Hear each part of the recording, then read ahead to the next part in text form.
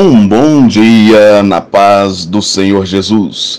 Eu sou o pastor Cristiano Abrantes, da Igreja do Brasil para Cristo, no Pedregal, Goiás.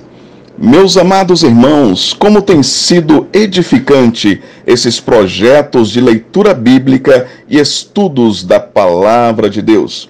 Agradeço a nossa liderança na pessoa da pastora Loide Ramos e pastor Gedeon Júnior pela oportunidade que nos foi concedida em representarmos a Igreja do Pedregal nos comentários deste precioso livro de Josué.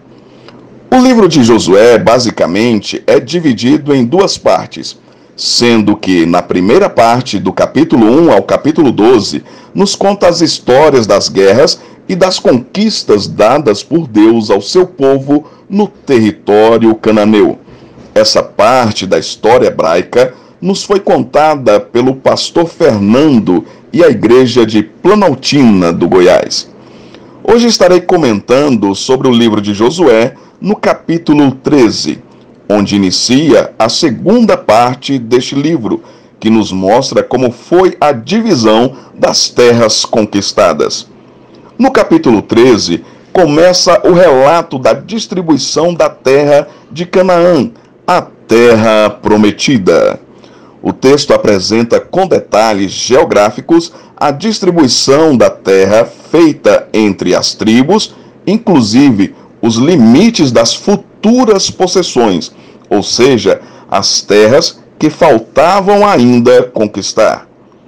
Bem, existem alguns pontos fundamentais neste texto, e nós separamos 6. O primeiro é que o território que Deus havia prometido para os patriarcas Abraão, Isaque e Jacó e seus descendentes ainda não havia sido conquistado totalmente. E é importante lembrar que nunca, na história de Israel, o povo hebreu possuiu a terra prometida em sua totalidade. A divisão foi total, mas a conquista nunca foi total. Amados irmãos, nós sabemos que, conforme a palavra de Deus, existem ainda profecias que irão se cumprir com relação à ocupação do solo no território palestino pelo povo de Israel. Podemos citar uma dessas passagens que se encontra no livro do profeta Ezequiel, capítulo 39, versículo 25 a 29. Essa conquista só será completada após a Batalha do Armagedon, quando Jesus Cristo, na sua vinda gloriosa com a igreja, que é a segunda fase da sua volta, vence os inimigos de Israel e reinará para sempre sobre o trono de Davi, conforme estamos estudando sobre o arrebatamento. Todos esses estudos podem ser vistos no canal do YouTube IEPBC Brasil. O segundo ponto importante era que, mesmo Josué sendo um idoso, Deus continuava falando com ele, orientando e dando direção. Isso é um ensino para nós, de que nunca devemos rejeitar a sabedoria dos nossos idosos, porque eles têm se mantido ligados em Deus e Deus ligado neles. E ainda sobre a idade de Josué, parece também que Deus chama a atenção dele ao dizer: já estás velho e avançado em dias. Ou seja, era como se Deus dissesse para Josué: resolva logo as tuas pendências daquilo que te ordenei fazer, conforme podemos ver descrito em Josué capítulo 1, versículo 6. A herança, com certeza, era um ponto de conflito. Herança sem divisão sempre gerou conflito entre os herdeiros. Deixar questões assim pendentes sem resolver, ou pensar que a boa vontade de cada um seria suficiente para resolver, certamente seria trágico. Entenda, meu amado irmão, procrastinação, que significa deixar para depois, pode trazer grandes prejuízos. Problemas precisam ser resolvidos. Decisões precisam ser tomadas. Orientações e direções precisam ser dadas, principalmente quando já houve uma ordem do Senhor te dizendo: faça isso já. O terceiro ponto que me chama a atenção é que, mesmo não tendo conquistado a totalidade da terra prometida, ainda assim, Deus orienta na distribuição total da herança. Isto nos mostra que Deus tem bênçãos para a sua igreja agora, mas também tem bênçãos futuras reservadas para o seu povo fiel. As vitórias e conquistas de hoje não significam o fim das batalhas.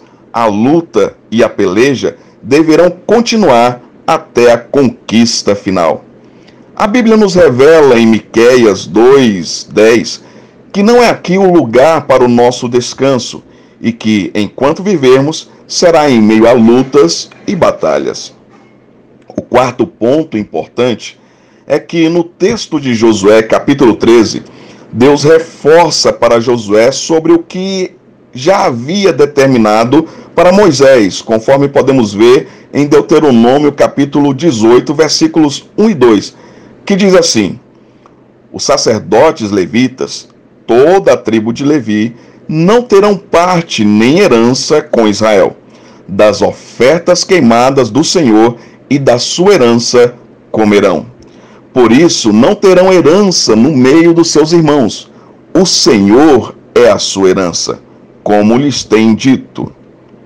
A tribo de Levi não recebeu terra como herança para trabalhar, porque a maior herança da tribo de Levi é o próprio Senhor Deus de Israel, conforme Josué capítulo 13, versículo 33. A tribo de Levi, então, recebeu o direito a permanecer em cidades e em seus arredores, ter um lugar para os seus pequenos animais e algum cultivo. As cidades que os levitas receberam estão determinadas em Josué capítulo 21. Meus irmãos, os levitas foram escolhidos para herdar ao próprio Deus como herança. Somos incapazes de dimensionar o tamanho dessa graça. Ter o próprio Deus incorruptível, todo-poderoso, santíssimo como herança é imensurável. Ser escolhido para ter comunhão, intimidade com Deus e estar na presença do Rei da Glória é simplesmente algo maravilhoso. Essa foi a herança da tribo de Levi, e conforme a palavra do Senhor, também foi destinada a nós, igreja, como sacerdócio real e de propriedade exclusiva do Senhor Deus. Que nos importa ter terras se elas são consumidas? De que adianta ter bens se serão corroídos pelas traças? Ou ouro em abundância se a ferrugem o cobrirá? É claro que receber uma dádiva eterna jamais se comparará com uma bênção temporária. Nós temos o que é eterno. Amados irmãos, pelo que lutamos em nossas orações, qual deve ser a nossa maior súplica? Nossas orações devem estar recheadas de clamores pelo céu. Paulo, na sua segunda carta aos Coríntios, certa vez disse: porque também nós, os que estamos neste tabernáculo, gememos carregados, não porque queremos ser despidos, mas revestidos, para que o mortal seja absorvido pela vida. Ora, quem para isto mesmo nos preparou foi Deus, o qual nos deu também o penhor do Espírito. Por isso, estamos sempre de bom ânimo, sabendo que enquanto estamos no corpo, vivemos ausentes do Senhor, porque andamos por fé e não por vista. Mas temos confiança e desejamos antes deixar esse corpo para habitar com o Senhor. 2 Coríntios, capítulo 5, versículo 4 a 8. O quinto ponto é o contexto histórico. A partilha da terra não foi uma tarefa fácil, mas complexa, que exigia orientação cuidadosa e considerável período de tempo. Haviam questões bem delicadas, como, por exemplo, a preservação da distribuição realizada que não permitia transferência de propriedade entre as tribos, e por lei não podia acontecer. Dessa forma, cada tribo teria a sua própria terra, exceto os pertencentes à tribo de Levi, chamados levitas, que morariam no meio do povo entre as outras 11 tribos. Apesar de Josué ser servo de Deus e justo, os critérios de distribuição seguiriam rigorosamente os desígnios de Deus e não os de Josué. Mas ele teria a honra de executar a distribuição do que Deus havia determinado, porque ele havia passado pela fadiga da conquista. Algumas tribos já tinham sua herança definida durante a liderança de Moisés, como veremos a seguir, e agora eles também poderiam voltar e ocupar suas terras. É importante reconhecer que as tribos ainda não tinham colonizado suas porções quando a lista de distribuição foi esboçada. Na verdade, os danitas não se estabeleceram permanentemente em seu território designado. Efraim não conquistou nem colonizou Gezer, e os benjamitas jamais conquistaram ou desfrutaram da ocupação exclusiva de Jerusalém, embora esta cidade fosse destinada a Benjamim. Além disso, o fato de Ofra e Ofine, cidades pertencentes a Benjamim, ficarem a cerca de 4 ou 6 quilômetros ao norte da fronteira de Efraim, aponta para um período precoce, antes de qualquer problema tribal. Assim, as listas dos territórios tribais não podem ser listas de cidades e distritos dos reinos de Judá e Israel, quer do período de Josias, quer do período de Josafá. Muitas das cidades e suas vilas relacionadas nos capítulos a seguir não foram tomadas pelos israelitas durante séculos, e algumas das localidades relacionadas poderiam estar desabitadas e só colonizadas pelos israelitas muito tempo depois da distribuição da terra. Ruben, Gade e a meia tribo de Manassés já tinham recebido seus territórios de Moisés na Transjordânia. O retorno de seus soldados, depois de ajudarem a conquistar Canaã, foi descrito no capítulo 22 de Números. No cumprimento das bênçãos tribais pronunciadas por Jacó e Moisés, a divisão principal da terra prometida foi entre as tribos de Judá e José. A distribuição divinamente orientada, feita às outras tribos, dependia desta divisão básica.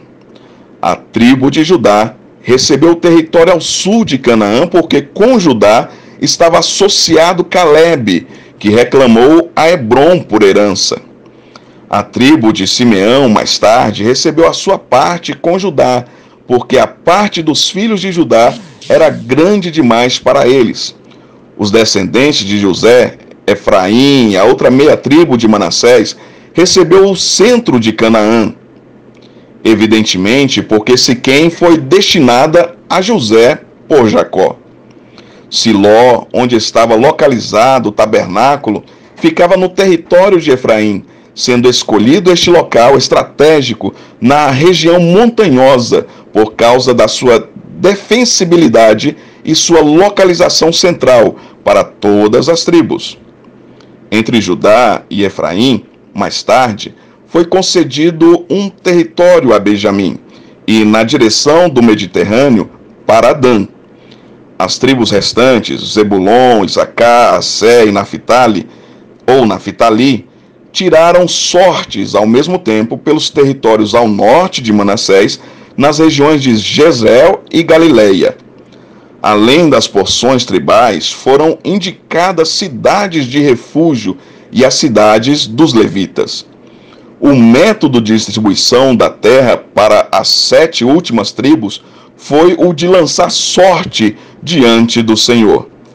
As seções com suas fronteiras, sem dúvida, foram predeterminadas a seguirem ao longo de linhas naturais de defesa, segundo uma comissão especial, escolhida para delinear a terra restante.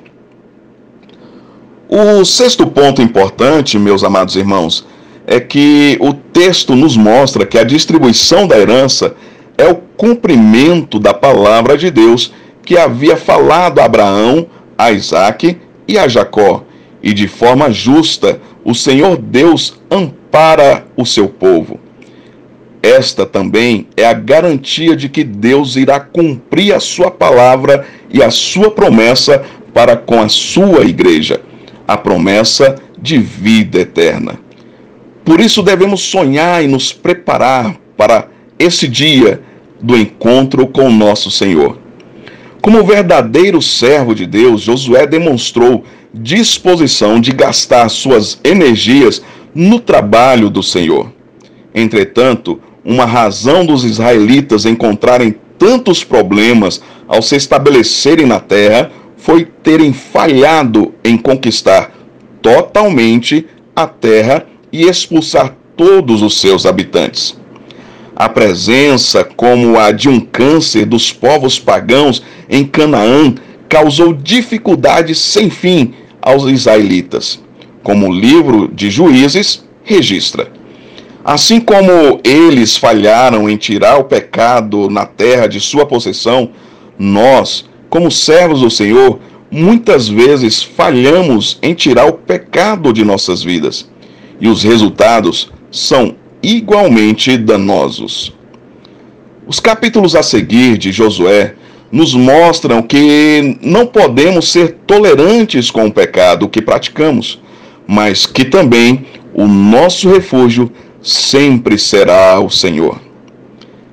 Meus amados irmãos, quero também trazer uma informação muito importante neste momento, ao findar dessa leitura. No próximo dia 12 de dezembro será o Dia da Bíblia, e para comemorarmos esta data tão especial para nós cristãos, teremos a Semana Especial da Bíblia, dos dias 6 a 11 deste mês. Por esse motivo, iremos dar uma pequena pausa com os comentários do livro de Josué, mas voltaremos no dia 13, dando continuidade na leitura bíblica diária. Que Deus os abençoe a todos e até a próxima leitura.